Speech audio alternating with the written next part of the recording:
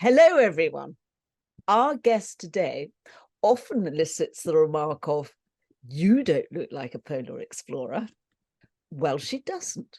Preet Chandi is far too elegant, feminine, and seemingly never without a warm smile across her face. She also happens to be of South Asian descent, and rightly proud of it. Polar Preet, as she has become to be known, was the first woman of colour to complete a solo expedition to the South Pole, as well as recording the longest ever solo and unsupported one-way expedition on skis over the Antarctic continent. 10 years before her more recent expedition, I too was solo on the ice, hauling my own sledge unsupported to the pole. It'll be interesting to draw out any similarities or differences to our experiences and whether the Great White Continent or even just our kit have changed in any way over that decade. Certainly, I do anticipate many of the mental and emotional aspects of our various journeys won't have. Whilst Preet's lineage and colour have often thrown difficult challenges in her path, they have also served her well in reinforcing the message that she builds into her legacy. And if I may quote your own words, everyone from any walk of life can smash glass ceilings into a million pieces and create their own definition of normal on the journey to success.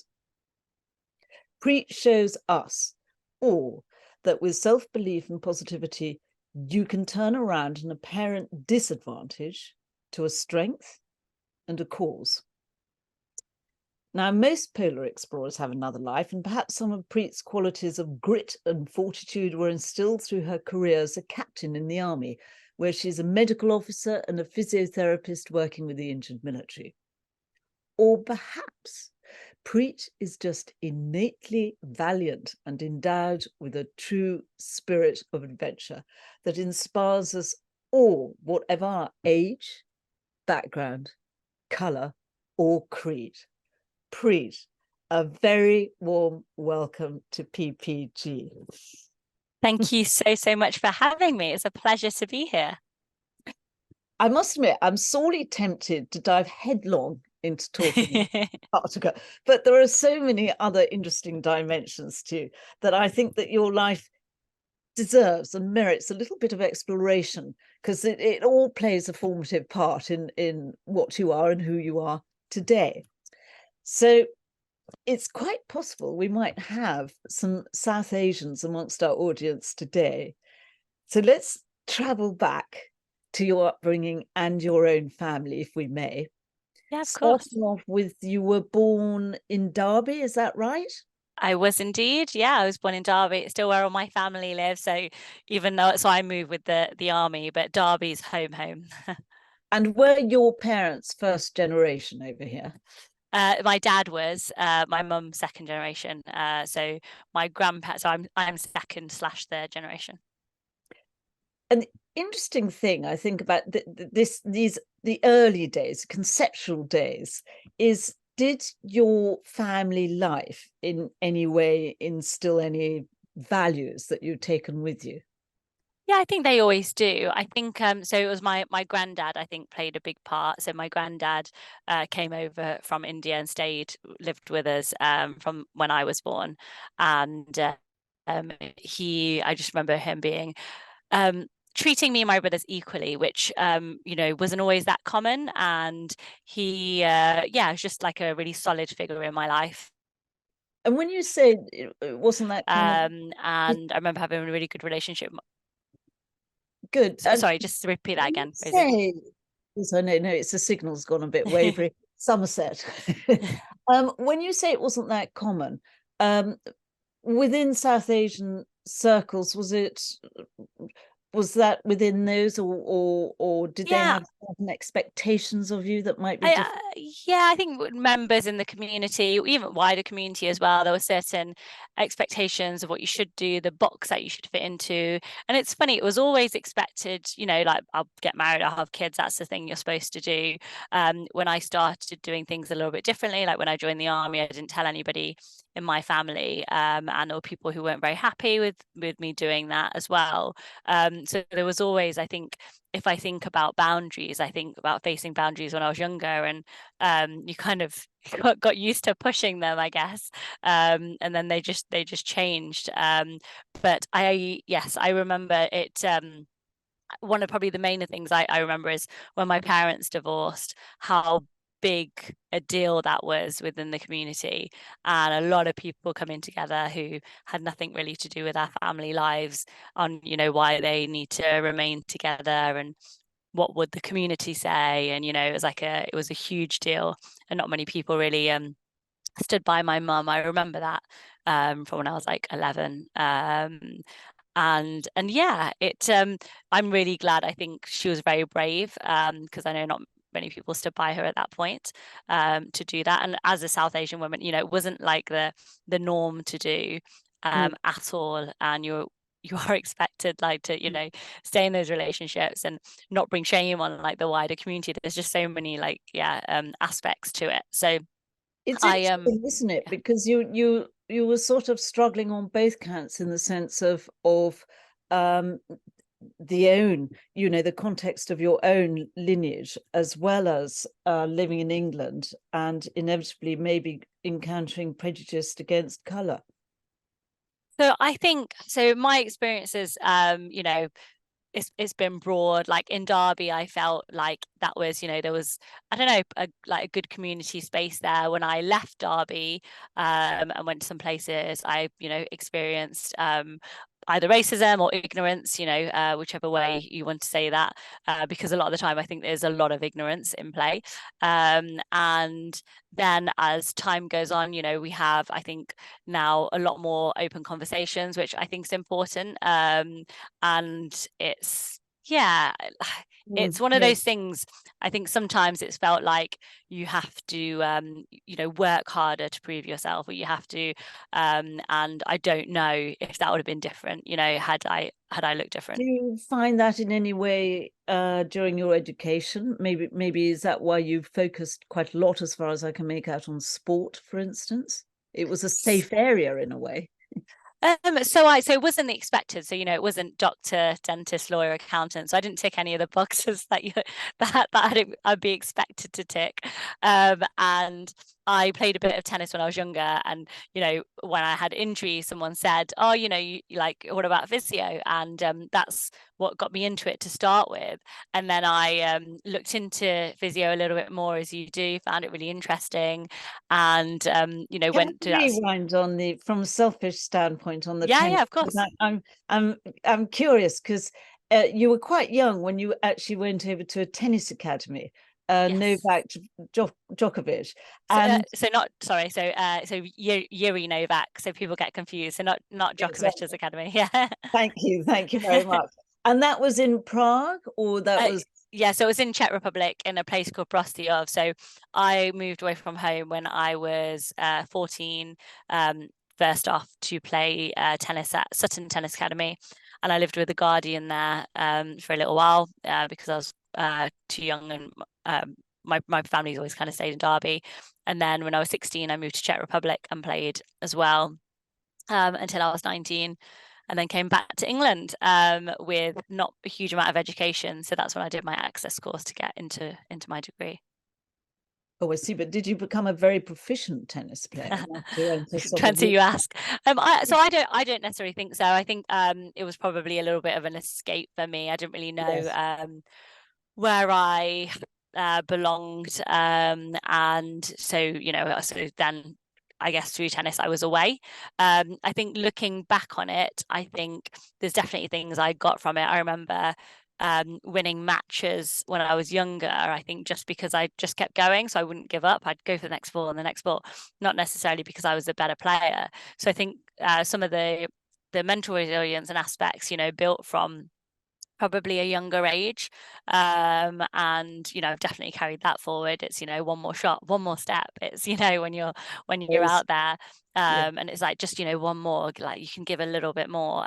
So that's probably one of the things I definitely took away from tennis. And I mean, I lived away from home at a very young age. So that independence, I think I've had for a while. And I think that actually helped me when, people have very often said you can't do this or that. I just went and did it anyway. And I say ignore the naysayers. It's still hard. I'd still be scared, of how much trouble I was going to get into. But Well, I that's still, very interesting, yeah, isn't it? About yeah, whatever fear that one has before taking on a challenge like this. It's like yeah. climbing was another great passion of yours, I think, wasn't it? Yeah, so climbing actually, climbing I did first through the army. So I joined the army when I was 19, so the army reserves first as a private soldier because I saw an advert in Derby City Centre and it looked really interesting. I'd stopped playing tennis and, the army opened up a very different world for me and pushed me out of my comfort zone. And the first time I did a lot of these activities was through the army. So I think climbing probably first time was with the army. Like went in a kayak. You do like these adventure training weekends, and all of a sudden I've tried like 6 different things that I've never done before. First time I ever went camping was 19 with the army, and that was I mean I call it camping, but a sheet with no sides. Now you have When you a very different idea of what camping's about. bash, yeah, when you bash her up. But I think that was yeah, it and then I enjoyed it. So every time I went away, I'd do a little bit of climbing, a little bit of like I don't, like probably in a canoe or a kayak, just because they were fun things to do, different ways to see things, but more as a fun activity than anything else. And was it the army that encouraged you or ignited the idea of doing the Marathon des Sables? No, that was completely separate. So I found a lot of these things they were adjacent to. So I found the more I was doing in the army, the more I wanted to do outside of the army.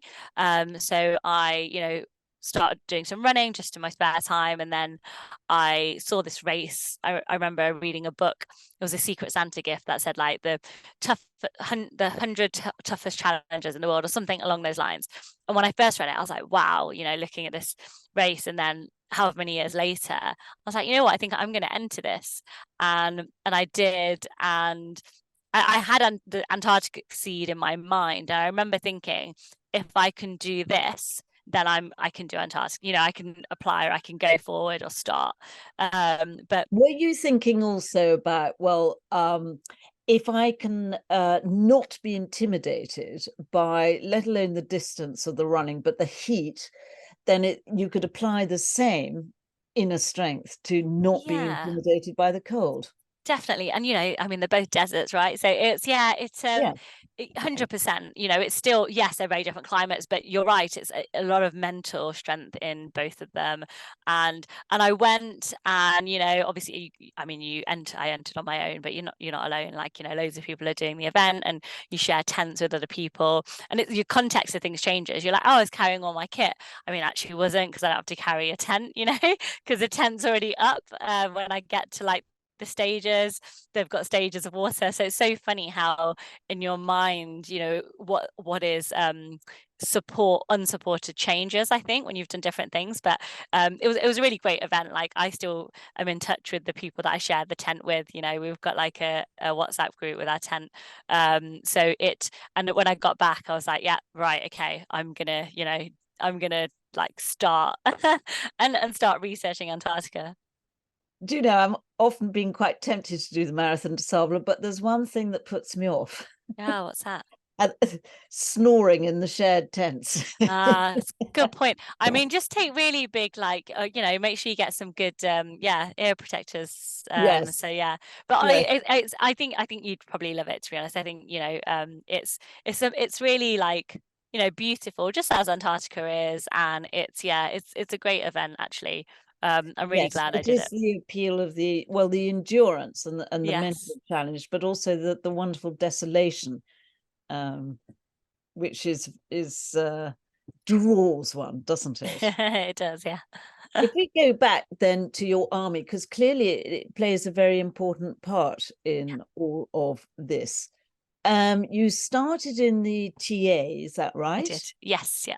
And you didn't actually join the army full time until you were about 27. And then that Yes. whisked you off not just for these adventure training weekends, but actually overseas quite a lot. Yes, yeah. So I did different exercises when I joined the regular. So Kenya, I did when I was still a reservist for 6 months. It was just before 6 months exercise. Nepal, South Sudan, And so if you and can bring up the next slide, because I'm not sure if that yeah, is one of them, is it? yeah. So that's South Sudan.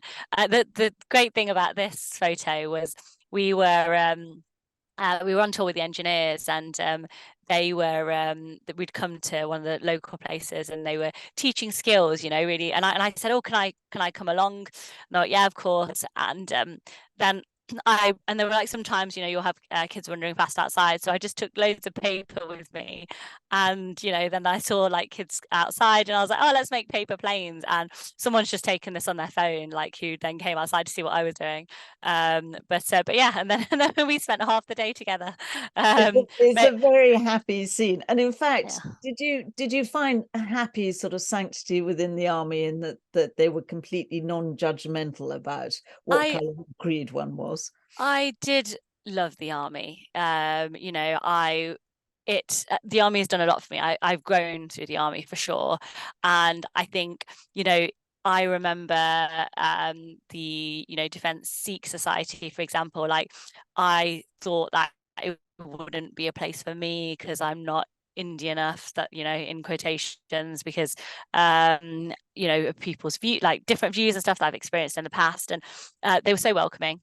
It wasn't like that at all. I had a really great experience, and I've learned and grown so much. Some of the, like best friendships I've made are people who I've been on different tours with, Yes. and it's a great community. And I think like with anything, so like trying to do the expeditions was hard, but on the flip side of that, I have a job in the army, so trying to get unpaid leave, wasn't easy. I found it very challenging trying to prepare and plan for a trip while working full time. But it goes both ways. Obviously, like my army role, and with COVID as well, I became a vaccinator. So it was great. And then What precisely was your role in the army? Because I oh said in yeah, the you good? introduction, maybe I wasn't correct in my introduction, that you were a physiotherapist as well as an army. Yes. Yeah, so I'm in the Royal Army Medical Corps and a physio in the army. And every 2 years in the regular army, your role moves. So it can adapt slightly as well, depending on where you are. But that was one of the things that drew me to the army. That I loved being a physio, but actually you could do all of these other things as well. I loved, at one point, I was physio for some of the army rugby teams, which I loved, being pitch side. I really enjoyed that side of it. Mm. I mean, And it's then interesting, isn't it, yeah, that your all these pathways are leading you towards Antarctica, whether it was, the Marathon des Sables, also the army with all its preparation of sort of learning self-discipline, the importance yes, of routine, the importance of attention to detail, physical and mental strength. So 100%. there must have been a point when Marathon des Sables you completed, and that was a success. And within the army, when you thought, oh yes, I know I can do this expedition to the South Pole, but how am I going to manage it, with a full-time job? It's because it's a long Yeah, that expedition. that was a challenge. Yeah.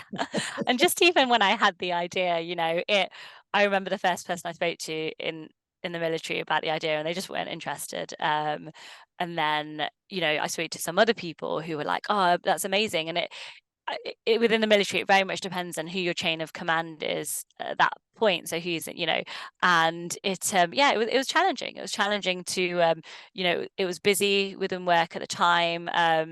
I had people telling me some people were telling me it's not the right time within the military. So then I just decided to use all of my leave to train when I could.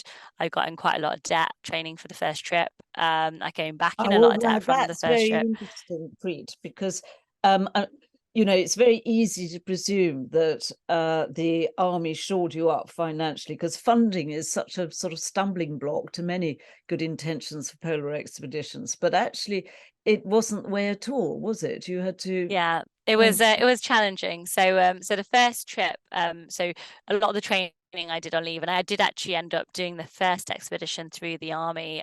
But yes, I still But had only sponsorships. I still eventually. had Yeah. Did they come on board yeah. So eventually because they saw that you uh, meant it?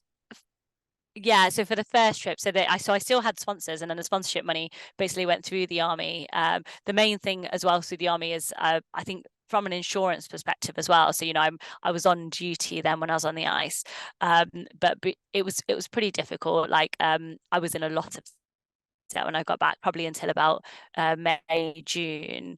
And then the second trip I didn't do through the army. I did it on unpaid leave. So I managed to get the sponsorship for the trip, which covered the trip completely. So I didn't have to pay for any of that. But I did take unpaid leave. So, I'm then not being paid for like that Yes. time. Well, So actually,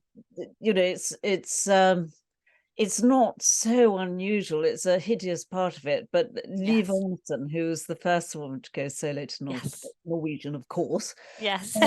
she actually spent quite a long time working off her debt to Yeah.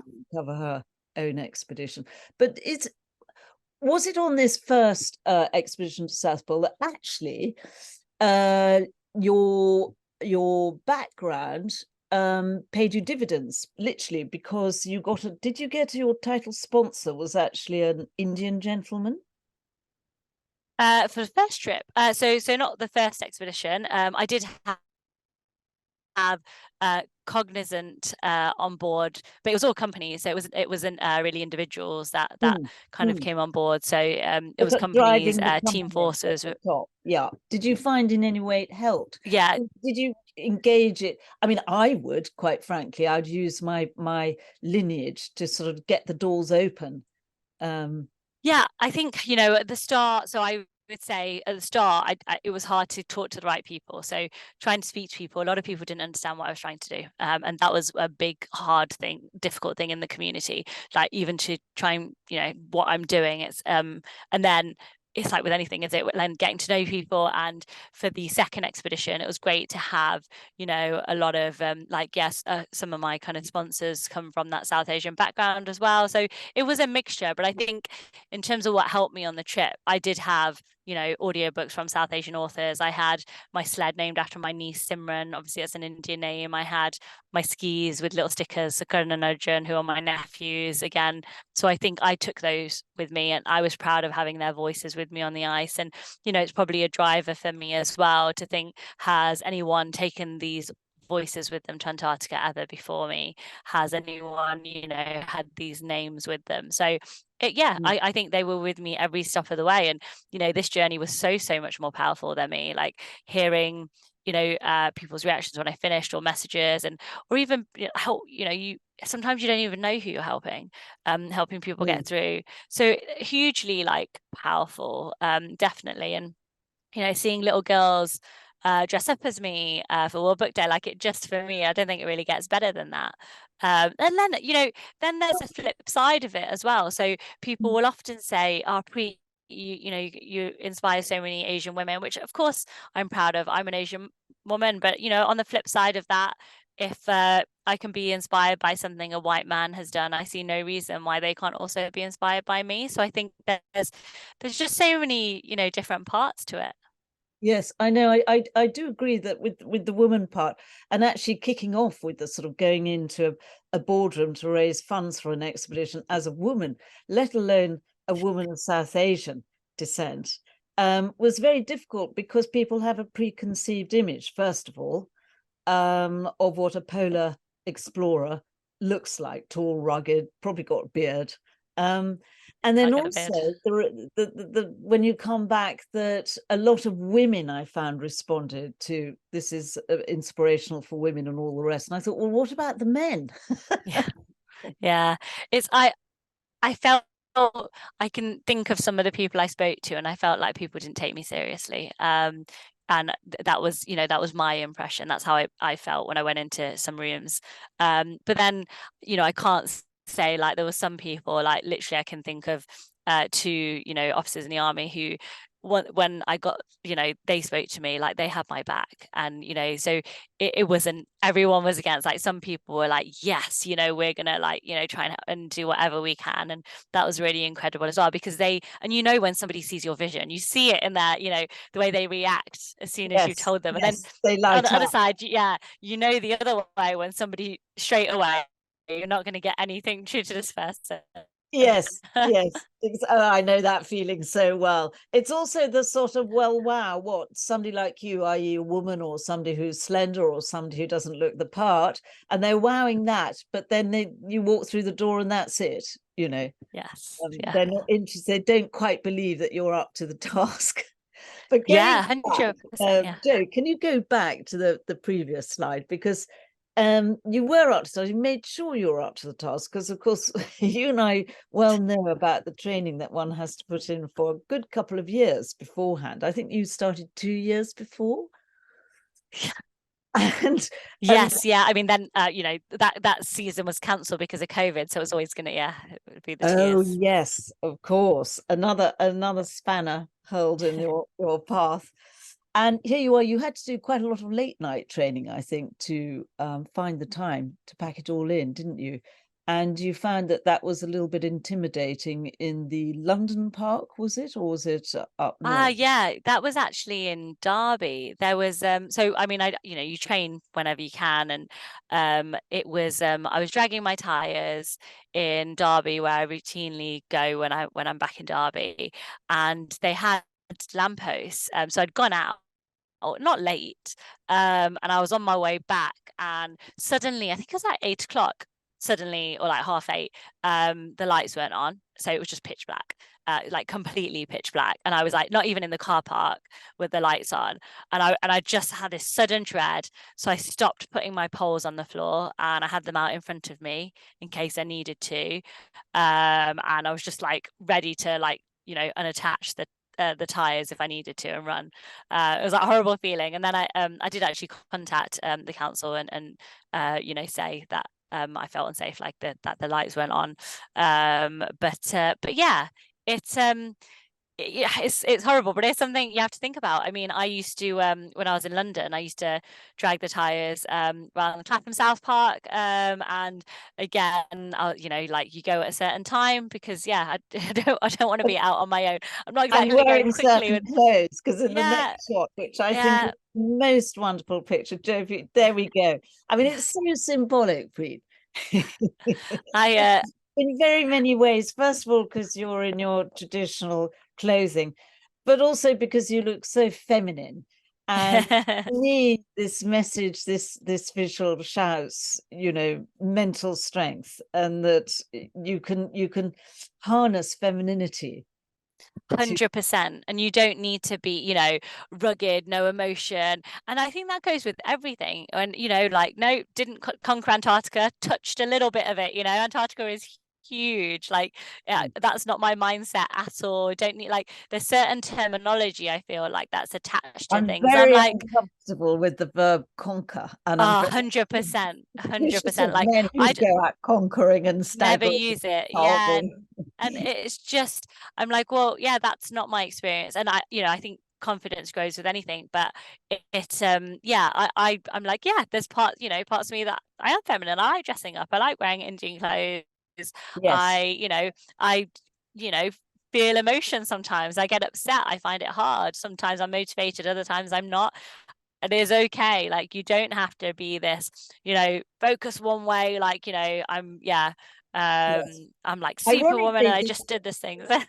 there is one tricky aspect of the femininity, which is building up to departure for a polar expedition, is that you have to slam shut all those Yeah. copies of Vogue or whatever, and put on a disgusting amount of weight. And isn't it amazing Yeah, how difficult it is? I mean, I know our audience will think, what? But if somebody tells you to put on weight, suddenly it becomes hard. It's like food. 100%. 100% agree with you. I felt uncomfortable with it, so I put on 10 kilos for the last trip, and I felt really, really self-conscious about it. And it's funny because nobody's really said anything to me, but it used to be the thing that I would say, oh, I've put on weight because, and I noticed myself saying it. I don't want to go out as much because, I'm happy in my training clothes, but like wear nice clothes. And yeah, it is hard, and it's not about, oh, you're slim anyway, 10 kilo. It's not about that. It's how you feel in yourself. And it's a hard thing to do, to have to, to put on that weight, and like how you feel. And then even like, doing interviews and stuff before you're aware that you're bigger. And it's I agree with that. It was something I felt quite self-conscious about. Yes, I mean it really tests one's mettle actually, and perversely, whilst trying to get one's own weight up, I was exactly the same, 10 kilos. You're trying to hone down the weight of your pulk, your sledge, Yes. and it's very difficult, isn't it? Because if we go to the next shot here, Joe, there we go. I mean, you've got a kilo every day in weight for food, I imagine, because you've got to consume about Yes. 5,500 calories. Yes. Because And your weight, your 10 kilos flies away very quickly. yes. It does. And as your every detail, like, you are, like going into so much detail. You're not taking any luxuries with you. I'm like, no, I'd have to carry it. so I want to take that with me. I'll be thinking about it at the back of my mind, that extra kilo that I decided to bring as a luxury or whatever. So yeah, there's as as you're packing the kit, like you're weighing everything before packing it. So the preparation's huge. I mean, for me, I feel like it's part of the journey. Like the trips on the ice, they're just the end of the journey. They're not the journey as a whole. Like the prep, it's like having another full-time job. It takes over your life. Yes, but the more attention you pay to all those sort of details, like weighing things by the final gram, the more it bolsters your mental strength, doesn't it? Yes. Yeah, 100%. You're preparing for this. You're not just going out and going on it. And I've done that. I've done that with runs where I'm just like, yeah, I'll enter this run and I'll go. And it's the preparation. Train hard, fight. I was about to say, well, train hard, fight easy. You're not really fighting easy, but it's still the preparation Yeah. makes difference. If you didn't put that preparation in, it would 100% be harder. And as part of your preps, did you ever, because I for any polar expedition, I always went over to Norway to speak to the Norwegians because they're so Yes. good at all this stuff. Did you? I think you did go there, didn't Yeah, you? yeah, 100%. Like I've been a few times. So yes, Yes. first time I went on a polo training course with Hannah McKeand. Then I went again to Finse. Yeah, 100%. Like you know, no matter how much you never know everything. Like go to people who know, speak to them, ask, advice. I've done Yes. that so much. I mean, I needed to. I didn't know anything. So, I've learned from everyone I can. Well, quite, and actually, Hannah must have been a very good person to go to because she went to the South Pole, I think, a couple of seasons after I did, and did a cracking, well, a record-breaking speed at that Yes. time, didn't she? And I remember her laughing about how much weight she had put on, Yeah. and but ration-wise, she I think she just packed a lot of vitamins and stuff rather than Yeah. food, which I think would have tested my mental resolve Yeah. because Yeah. you need those little treats like the odd jelly baby buried in Yes. that lot. And your sledge as well, pulk, correctly speaking. Here we are. I recognize that's an Acapulco. It is indeed. It is indeed a brilliant sled. Akapul have made like each one they make especially, and on the side there I've got logos from the winners of the school competition that I ran. So again, really special to have them with me on the trip. But yeah, that's the 210 centimeter sled that I took with me. And I had my Asna skis, and the kit was brilliant. I think it's really important to have the right kit. Not just, I mean, the first time you're doing something, it's not like, oh, what do I use? You ask everyone else what they used and what they find useful. So it's going to other people as well, and Well, anyone it's like very from complicated, isn't it? Because, like you said, with your pulk being bespoke, everything is either bespoke or seriously modified when it comes to polar expeditions. Certainly, I don't know what it's like these days, But back in the dark ages when I began, everything that was already made or designed was for big men. So you had to start from scratch or do serious modifications to it. Did you So encounter that at all? that's funny. So I think I was going to say it's probably, I say a little bit better now, but I still wear a lot of men's kit.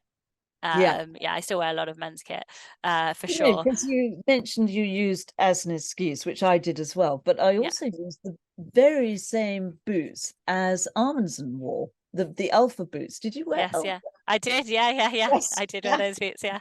That, you know, Something that they're take great care. boots. Yeah, they're great boots. They, you know, not only, and obviously this kit needs to be comfortable. You're wearing it for a long time. You're on your feet for a long time. You do not want, you know, injuries there. So you need to go, yeah. And yeah, my feet were You fine need actually throughout comfortable both trips. boots, but you also, like Yes. everything, as you know, you need to be able to fix it when it goes wrong, Yes. breaks, or needs to be repaired. So everything's got to be, what do they say in the army, simple, stupid. Yeah, yeah. Keep it simple, stupid. Yeah, kiss. Yeah, Yes. 100%. You need to know your kit back to front. If something goes wrong, it's like just doing loads of risk assessments. If something goes wrong, what can I do about it? How can Yeah. I prevent it first? And then if I can't prevent it, what can I then do about it? And if there are issues on the ice, do not leave it because it's only going to get worse.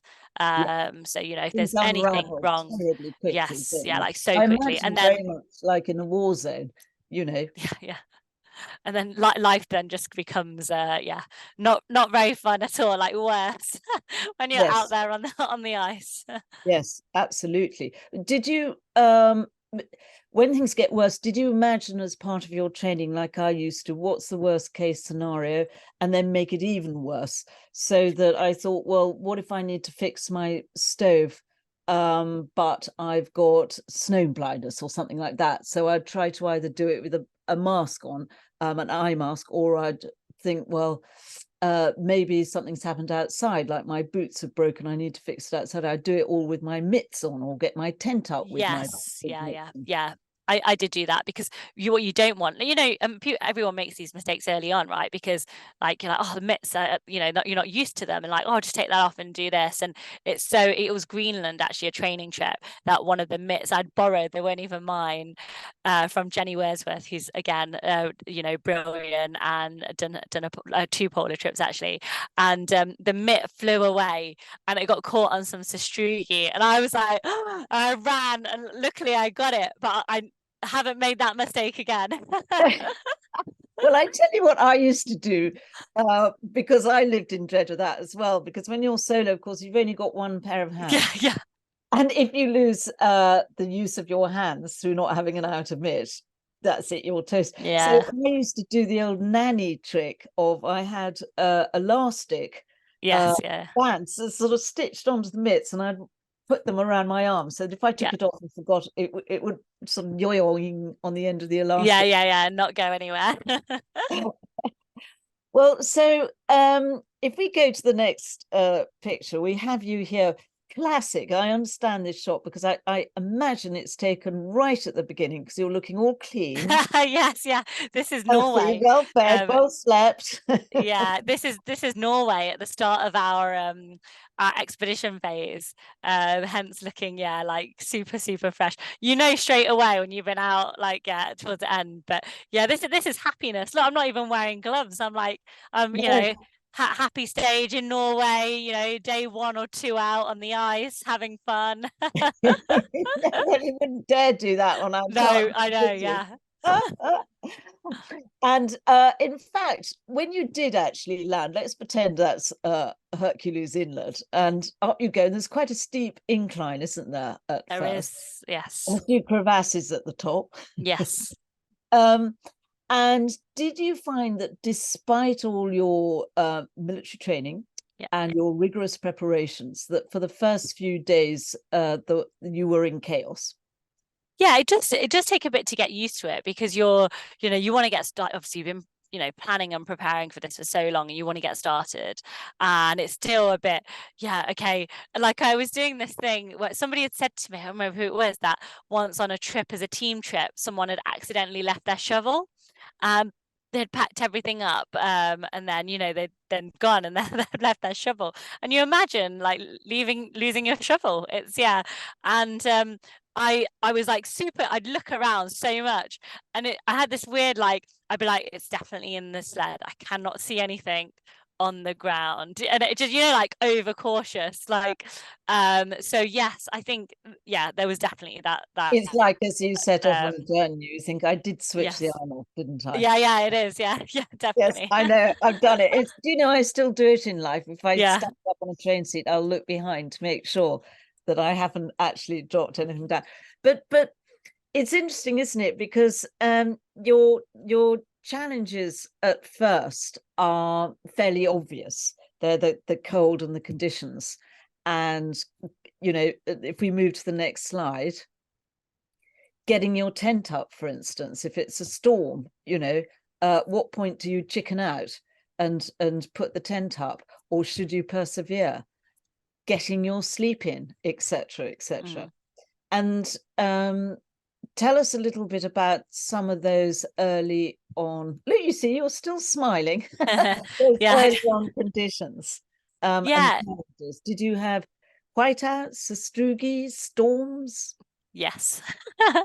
um so I did. I had whiteout. I didn't have too much sastrugi at the start of the first one. That came around 86, 87 degrees. The second trip was different, but it yeah, during the challenging, obviously, like, everything is harder, and I did this thing. So I'd be cooking my breakfast and I'd open the zipper to look, okay, what's today going to be like? And that can so quickly either lift your mood or drop it.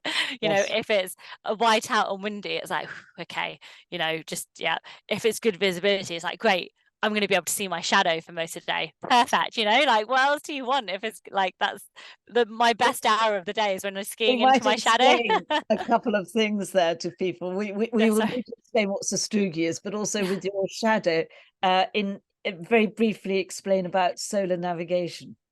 Yes, yeah, of course. So Strugi are these wind-shaped ridges in Antarctica, and sometimes they're quite small, and other times, in the last trip, some of them I experienced were huge. Like, I was having to climb over them, and like, they were a lot bigger than I'd seen during my first expedition.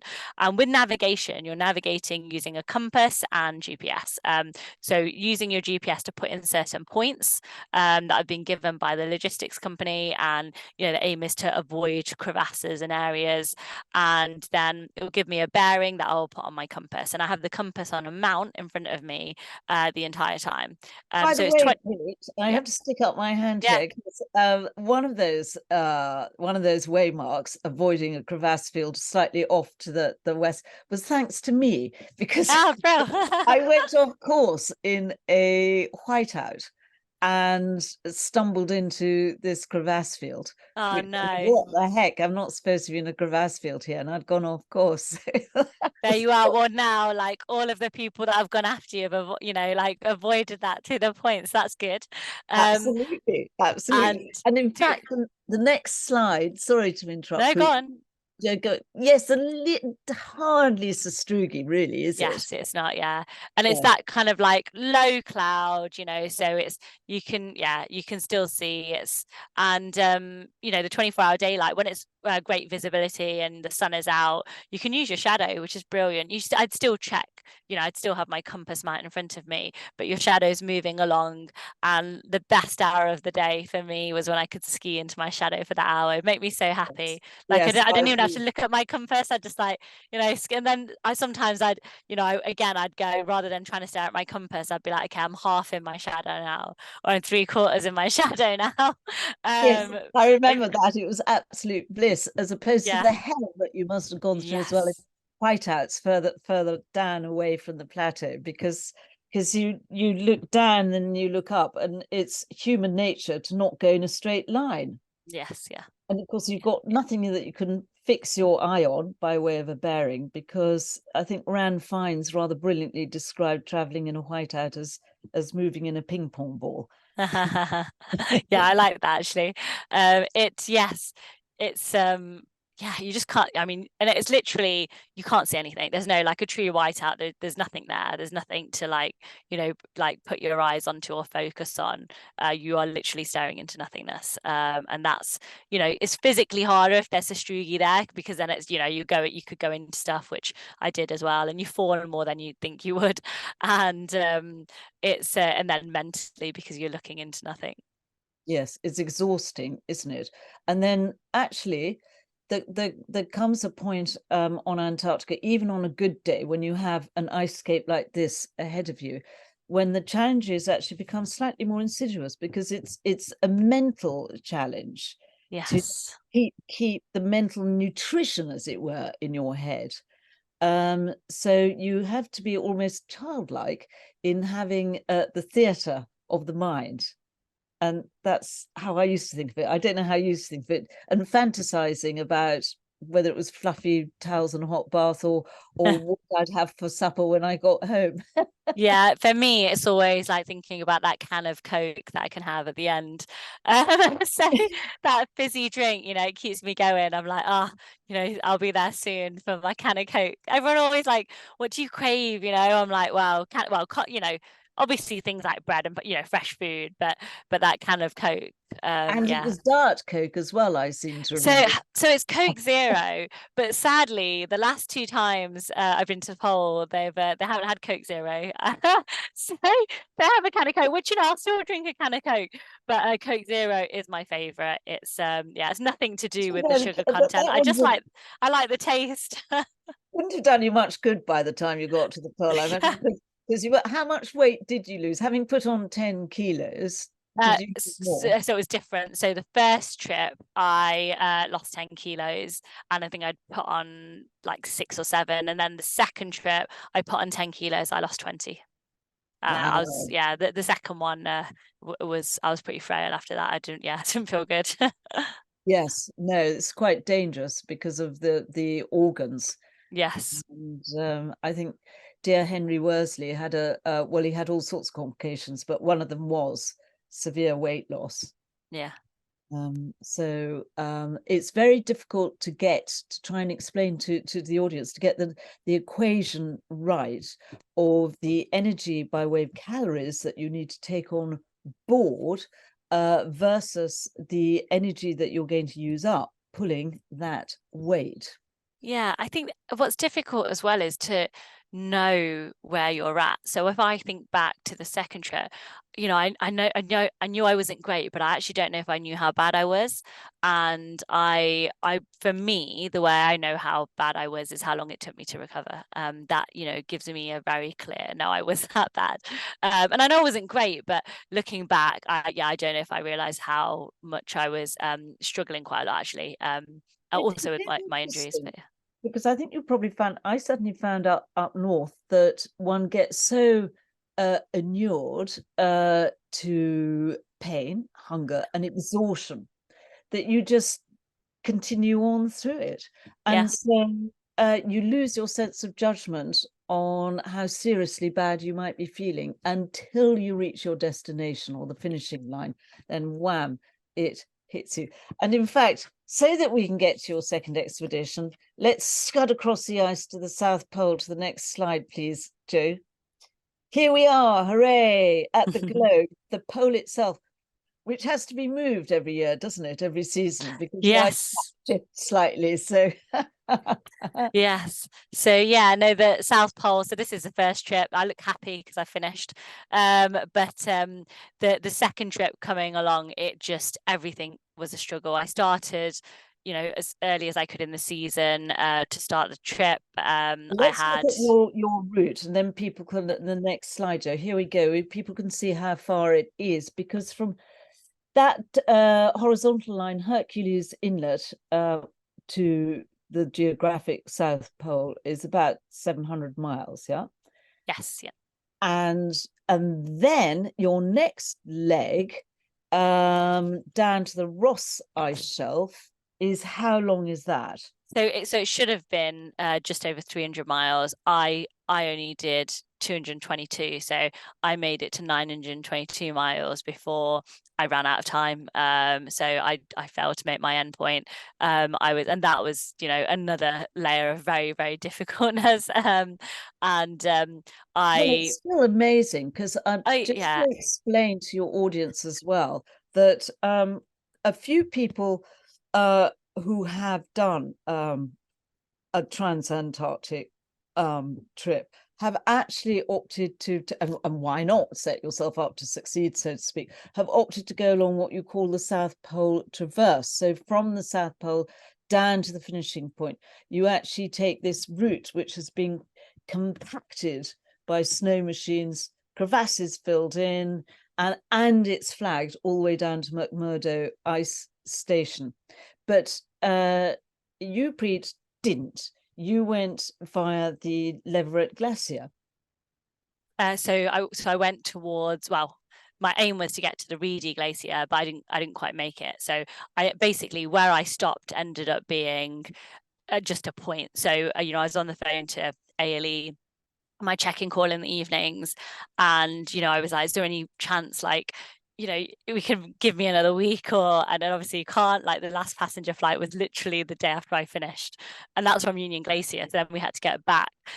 So they were great, and they were like, okay, we're looking at how far you're going every day, and we're going to pick a point where we think you can get to. So trying to help me get as far as I can. So that point was just picked, and there was a lot of sastrugi in that area. And I remember them telling me, so there's 3 people that came to pick me up, and they were there 4 days early, to make sure that I'm not finishing, and suddenly I'm having to wait.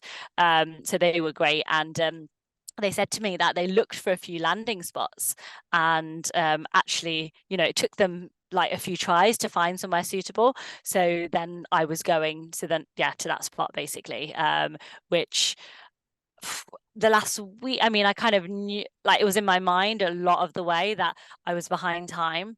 But the last week or so, knowing for definite 100% I was finishing there and not where I was first planning to finish, was really mentally very difficult. I had this voice in my head telling me that I'd failed. And it's now, obviously, you come out and you're like, actually, I'm really proud of what I did, but you're on the ice there, you're on your own, telling me that I failed, I've let everyone down. And it's so hard to get out of that when you're in a mentally, like, downward spiral. I'm exhausted, my body's exhausted, I've lost so much weight. And it was really difficult. That I remember the last, like, even the last 48 hours being just unreal. And I remember looking around thinking, is it this bad or is it just me? And I'm sure it was a combination, but I was not in a good way. Well, I remember very well. And Joe, if we can skip the next slide and move on to the close up of the face. Yeah, here we go. Your face says it all. And if it doesn't sound selfish for me, there's a very similar photograph of myself after getting to, or not quite getting to, the North Pole itself, and all the feelings of failure and the immediate sort of lack of energy. And did you not find, though, that the moment you got into that twin otter and started talking to other people, that you suddenly realized that they didn't see it as a failure? They Yeah. saw what you achieved as something incredible and astounding. And the further and the closer to home you get, Yeah. you become aware of it, because people were just in awe. Yeah, definitely. And what's funny is, like you saying, your body keeps going. And then as soon as I was picked up, it was like, because from that moment on, it was like difficult to get up. It was, do you know what I mean? And I remember Yeah, thinking, like, I've just been doing this, like, yeah. and it's amazing, like, you just keep going. I But couldn't run for a bus. And if you look at the state of you on the next slide, Joe, you know, it's amazing. There's a husk left. yeah, yeah. And it just goes to show that when you're still walking in that sort of condition, that all the energy, all the drive is coming from your head and your heart. It really is. I mean, I just even then, and looking at the photo, I don't think I realized how bad it was. I've got polar thigh on my calf. I'd left a dressing on it for like 7 weeks. That's extra socks to like keep the dressing, make sure the dressings stay in place, that I'd cut up. So my spare socks that I'd used. And then obviously I had surgery in February on that. It was, yeah, it was painful, like, and not just like physically painful, it was mentally like mentally very painful. Yes. So did you find that you were quite mentally brittle in some respects when you came back? I did. Like, Yes, yeah. you I know, I, I you're felt used like, yeah, sorry, go on.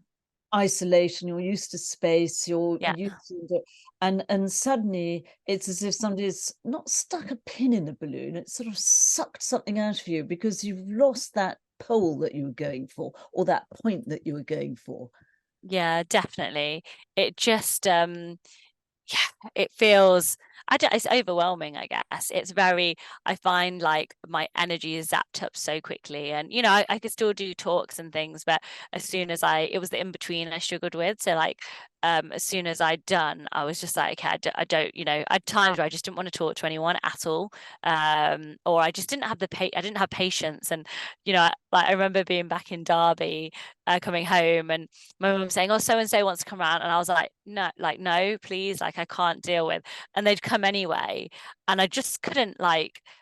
I couldn't do it. I couldn't have a conversation. And I remember someone being, "Oh yeah, how was it?" And I just said cold. And like, Yes. I just, I couldn't deal. I was like, and it's, I mean, it's, looking at it now, it's obviously, just a simple question, but I felt like I was on the verge of snapping, like, for such a long time. Um, Exactly the same thing, Preet. And yeah, one's idea of hell was not just one person popping up and asking you questions, but also if you found yourself sitting with other people. I found, "Oh, what are they talking about? I don't understand." And it was all like a different language, and everything was fast and aggressive and yeah. brash. Yeah. Yeah. Yeah, it took me so long to mentally feel better from this trip. Longer than I thought it would be. And I think that's, and it's funny because you can look back and see that I'm, the state I'm in. But like personally, those points in like May, May this year, I got finished end of Jan, I'd be like, oh no, I'm okay now. And I wasn't okay. And it's only now I'm like, no, now I'm okay. Well, you certainly look very well. And I don't know if you've got time, because I know you're pushing on to your next appointment. We've got about a few minutes left for some questions, but I've got one. Now Go that for you're feeling better, well, it. feeling better for what? Yeah, good question. So obviously I still have my full-time job, but I definitely want to do more. Yes. It's just, yeah, if anyone wants to sponsor me and do stuff, let me know, because I'm sure then I will, yeah.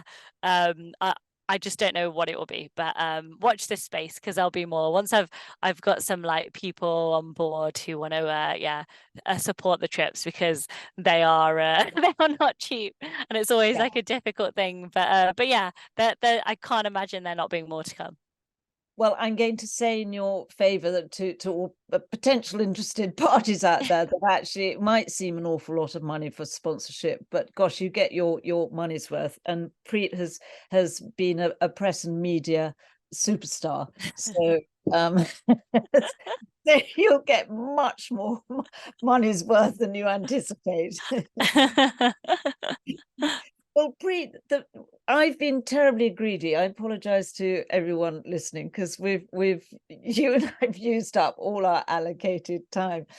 So I just wanted to thank you and say that you have indeed become, in the words of Major General Kirkland, a role model for young people from diverse and ethnic backgrounds to see a world with challenges rather than barriers. And certainly you have chosen some daunting challenges and overcome them all with grit and fortitude. And to my judgment, and I'm sure we would all agree, a mission critical piece of kit under your arm, which is that ready smile and laugh that you have. That'll get you a very long way as well. Thank you very much, Rosie. It's honestly, it's great talking to you. And like you said, there's some things that obviously haven't changed at all, you know, like the experiences on the ice that you have, and to be honest, the boundaries and barriers getting there as well. So yeah, it's been great chatting to you. And to you, Preet. Thank you so Lovely. much for your time. And I really, Thank really you. loved our shared conversation Me today. too. Thank you, everyone, for Thank you coming. very much. Bye, everyone. Bye.